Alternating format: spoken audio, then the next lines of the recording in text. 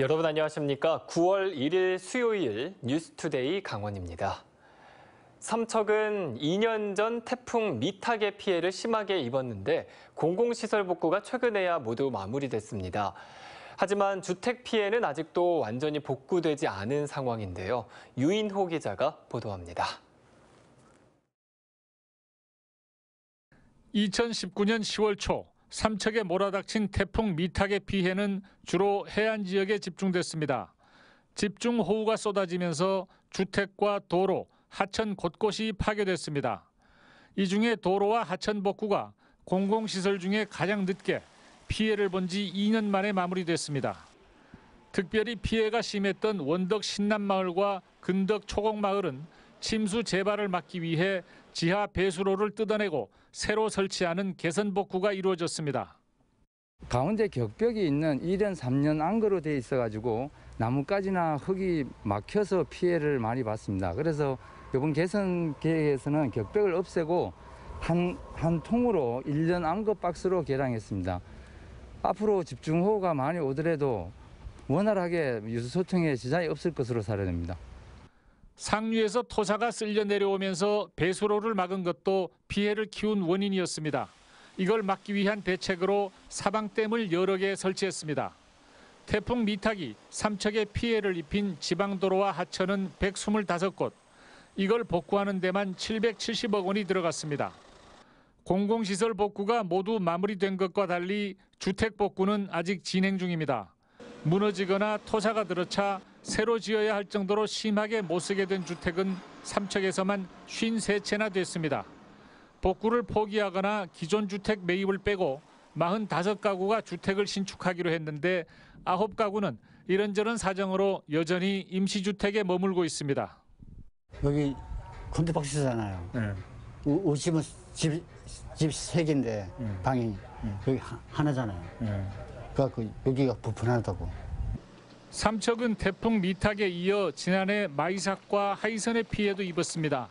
미탁보다는 피해가 덜해 1년여 만인 9월 말에 공공시설 복구가 마무리될 예정입니다. MBC 뉴스 유인호입니다. 원주시가 방범과 방제를 통한 주민 안전을 지키기 위해 경찰 소방당국과 CCTV 공동관제 시스템을 운영하고 있습니다. 해당 시스템을 마련하고 한동안 경찰에 CCTV 제공이 안 돼 감사원의 지적을 받았는데 원주시는 이를 보완하고 경찰 소방과 공조체계를 강화할 계획입니다. 황구선 기자입니다. 원주 전역에 설치된 CCTV 2,500대 화면이 실시간으로 들어옵니다. 도시정보센터 관제 요원이 확인한 사건 사고 장면은 현장에 출동하는 경찰관과 소방관에 곧바로 전송돼 현장 대응에 활용됩니다. 15분을 주신다고? 그러면 그 사이에 범인을 빨리 검거할 수 있고 피해자도 빨리 구출할 수 있고. 상황실 근무 요원들은 출동 대원들에게 상황 지령을 내리는 게 한결 수월해졌다고 말합니다. 차이가 엄청납니다. 저 눈으로 이렇게 보면 뭐 달리 설명할 필요가 없습니다. 어떤 상황이든지. 원주시가 이곳 도시정보센터 CCTV를 원주경찰서, 원주소방서와 공동으로 관제하는 시스템을 구축한 건 5년 전인 2016년입니다. 하지만 시스템을 마련하고도 지난 4년 가까이는 원주경찰서 112 상황실에는 CCTV 영상을 제공하지 못했습니다. 통신망 설치를 맡은 정부 산하 스마트 도시협회가 설치비를 받고도 장비를 충분히 지원하지 않았기 때문입니다. 이 기간 경찰은 무전이나 핸드폰 너머의 목소리를 통해서만 현장 상황을 설명받을 수밖에 없었습니다. 원주경찰서도 소방서처럼 도시정보센터와 CCTV 연계망이 구축된 건 작년 7월부터입니다. 경찰서 상황실과 영상을 공유하는 시스템을 구축을 해서 현재는 사건이 발생될 경우에 경찰서 상황실로 바로 영상을 전송해서 원주시는 올해 CCTV 50대를 늘리는 등 경찰 소방과의 공조체계를 확대할 계획입니다. 5년 전 스마트 도시협회에 지급한 경찰 공조망 설치 비용을 환수하라는 감사원 요구와 관련해선 해당 금액만큼의 장비를 추가 지원받는 대안을 검토하고 있다고 밝혔습니다. MBC 뉴스 황구선입니다. 강원도 소방 차량의 출동 시간은 매번 전국 최하위권을 맴돌고 있습니다. 이 시간을 조금이라도 줄이기 위해 지난해 소방차량 우선 신호 시스템을 도입했는데 그 효과를 보고 있다고 합니다. 이에 따라 춘천을 비롯한 강원도 전역으로 확대되고 있습니다. 김상훈 기자가 취재했습니다. 평소에도 통행량이 많은 춘천 후평 사거리. 소방차가 소방서에서 춘천 시내로 출동하는 길목입니다. 요란한 사이렌 소리가 울리더니 신호등이 바로 빨간불에서 초록색으로 변경되고 구급차와 펌프차가 교차로에 진입합니다. 교차로에 설치된 긴급 차량 우선 신호 시스템이 소방 차량의 GPS 정보를 확인하고 작동한 겁니다. 이러한 표지판이 달려있는 교차로에서는 소방차가 올 때 갑자기 신호가 바뀔 수 있어 주의해야 합니다. 지난해 원주와 동해 일부 교차로에 설치됐고 올해 춘천소방서 인근 7곳을 포함해 속초, 삼척, 태백 등 강원도 18개 교차로로 확대됐습니다. 시범 설치된 곳에는 소방 차량의 현장 도착 시간이 평균 43초가 단축됐는데 소방관들은 1분 1초가 중요한 골든타임 확보에 도움이 된다고 말합니다. 소방 차량이 계속 연속적으로 교차로를 통과할 수 있도록 주행 신호를 계속 보내주게 돼 있어요. 그래서 신속하게 통과해서 현장에 도착할 수 있는 시스템입니다. 특히 긴급 상황에서 어쩔 수 없이 신호 위반이나 중앙선 침범으로 위험한 상황에 처하는 경우가 줄어들 수 있어 소방관들도 안심입니다. 최근 5년 동안 교차로에서 발생한 소방차 교통사고가 47건에 달합니다. 신호를 저희가 받아서 가는 거기 때문에 그 무리한 진입이라든지 이제 그런 것들로 인한 2차 사고를 예방할 수 있다는 효과가 기대됩니다. 아직은 일부 구간에 적용 중인 우선 신호 시스템은 점차 확대될 예정입니다. 다만 땅이 넓어 출동 시간이 길어지는 강원도 특성상 시내 구간뿐만 아니라 소방서와 거리가 먼 외곽 지역 골든타임 확보에도 노력해야 한다는 목소리가 나옵니다. MBC 뉴스 김상훈입니다. 버려진 공간을 예술 공간으로 승화시키는 강원국제 트리엔날레가 한 달 뒤 홍천에서 개막합니다. 국내외 예술가들이 참여해 따뜻하면서도 참신한 작품을 준비하고 있다고 하는데요. 허주희 기자가 축제 준비 현장을 다녀왔습니다. 전쟁의 상처를 상징하는 핵탄두 안에서 평화의 빛이 뻗어나갑니다. 태초의 창조를 모티브로 빛과 어둠의 공존을 형상화한 영원한 비기닝입니다. 불로 구워 돌처럼 단단해진 연탄. 연탄 구멍에는 초록빛깔의 이끼가 움틉니다. 버려진 연탄에 생명의 기운을 불어넣은 작품입니다. 모두 1973년 당시 탄약을 정비하던 공장에 전시된 작품들입니다.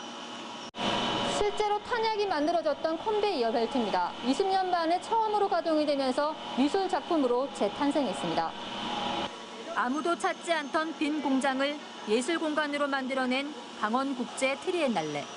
올해 주제는 따스한 재생입니다. 가난과 또 어떤 어려움 속에서 어떤 비균형적인 모습에서 저희가 행위로서 일치를 이루고 싶었고요. 한국 전쟁 직후 개교한 뒤 62년 만에 문을 닫은 옛 와동분교도 다채로운 시각 작품들로 생기를 찾아갑니다. 행사 때만 반짝하고 끝나지 않고 방문객이 꾸준히 이어지는 게 지역 주민들의 바람입니다. 이게 없어지지 않고 그냥 보존되면서 주민들이 같이 이것 때문에 또 한마음이 될 수도 있고 그랬으면 참 좋을 것 같아요. 올해는 38개 나라 100명의 국내외 예술가가 참여해 홍천중앙시장으로까지 무대를 확장합니다. 특히 비대면 시대 가상공간 메타버스를 통해 온라인 전시도 선보일 예정입니다.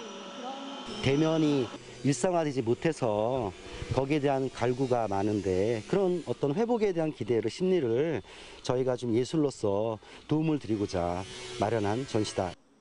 2018 평창 동계올림픽 문화유산 사업인 강원국제 트리엔날레는 9월 30일 개막해 11월 7일까지 이어집니다. MBC 뉴스 허주입니다. 강원도는 다가오는 추석을 앞두고 오는 7일까지 추석 성수식품의 안전한 유통 소비를 위한 특별 위생 점검을 실시합니다. 이번 점검은 명절 선물과 제수용으로 소비가 많은 업체와 최근 식품위생법 위반 업소 등 식품 제조, 유통, 조리, 판매 업체 91곳을 대상으로 합동 점검이 이뤄집니다. 주요 점검 사항으로는 무신고 제조 판매 행위, 유통기한 경과 제품 사용 판매 여부, 위생적 취급 기준 준수 여부, 보존과 유통기준 준수 등을 위주로 중점 점검합니다. 코로나19 4차 대유행에도 불구하고 올여름 강원도 고속도로 통행량이 소폭 늘어난 것으로 나타났습니다. 강원경찰청은 고속도로 통행량이 지난해보다 2.1% 증가했지만 교통사고 사망자는 32% 큰 폭으로 줄었다고 밝혔습니다. 경찰은 코로나19 4차 대유행에도 거리두기 피로감으로 7월 중순부터 통행량이 늘어나면서 8월 첫 주 하루 평균 47만 대가 이동해 최대치를 기록했다고 설명했습니다. 여름철 강원도 교통사고 사망자는 17명으로 최근 5년 피서철 가운데 가장 적은 것으로 나타났습니다. 전국 공무원 노동조합이 원주시 노동조합의 민주노총 탈퇴와 관련해 절차에 문제가 있다며 법적 대응을 예고하고 나섰습니다. 전공노 강원본부는 탈퇴 투표가 기본적인 투표 과정을 무시한 채 총회 소집권자 지명 하루 만에 진행됐기 때문에 절차상 하자를 놓고 법적인 판단을 구할 방침입니다. 또 고용노동부가 조합원 3분의 1의 동의를 받았다는 이유로 징계 대상자를 총회 소집권자로 지정한 건 조합의 규약과 규정을 무시한 처사라며 고용노동부 원주지청도 함께 책임을 묻겠다고 밝혔습니다. 새 노조를 꾸리고 있는 이른바 탈퇴파에게도 전국 조직이 정부를 상대로 쟁취하면 열매만 따먹으려는 행동이라며 이기적이라고 비난했습니다.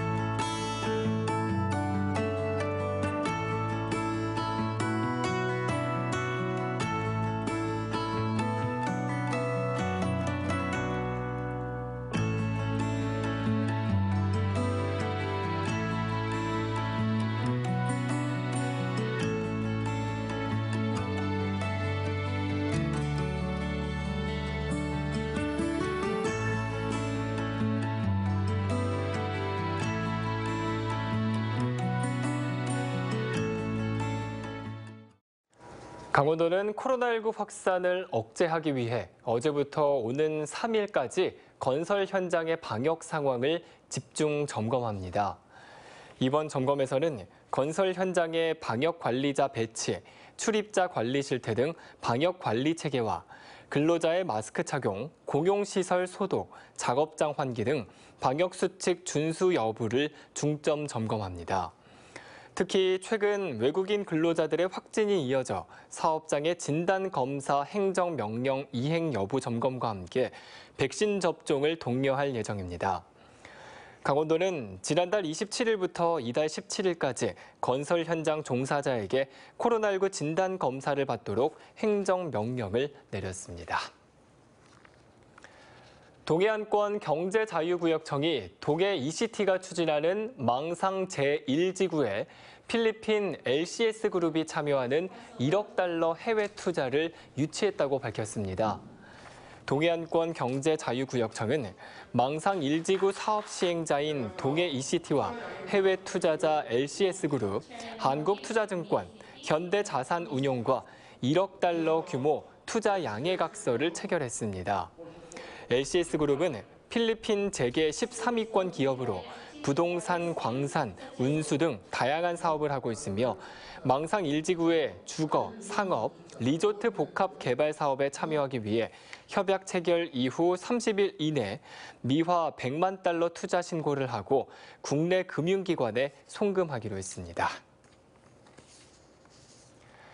춘천 학곡리 화물차 공영차고지에 있는 동네 수소충전소가 증설됩니다. 춘천시는 현재 운영 중인 수소충전소에 하루 충전 용량 500kg의 수소충전 시설을 내년 3월까지 추가로 구축할 계획입니다.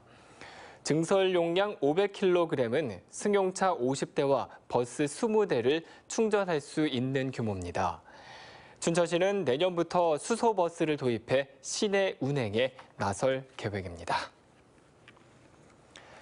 제51회 강릉예술축전이 이달 14일까지 강릉아트센터 일원 등에서 시각예술은 거리두기로, 공연예술은 비대면 중심으로 펼쳐질 예정입니다.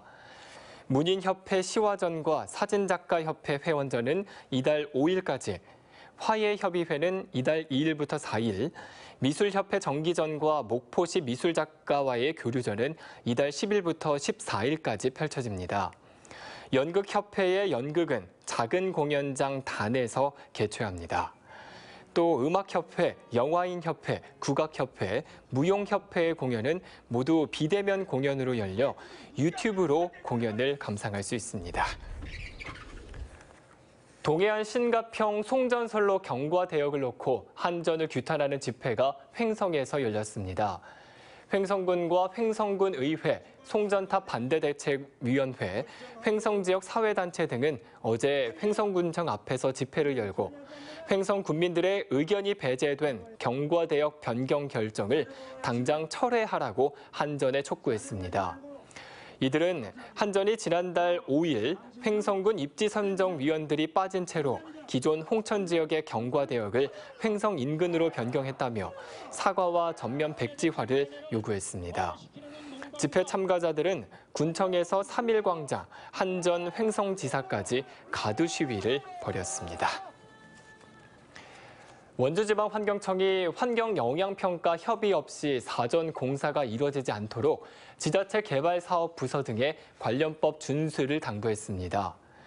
원주환경청은 올해 상반기 관내 개발사업 등을 조사한 결과 16건의 환경영향평가법 위반 사항을 적발했고 이 중 사전 공사 금지 위반이 6건으로 전체의 37.5%를 차지했다고 밝혔습니다.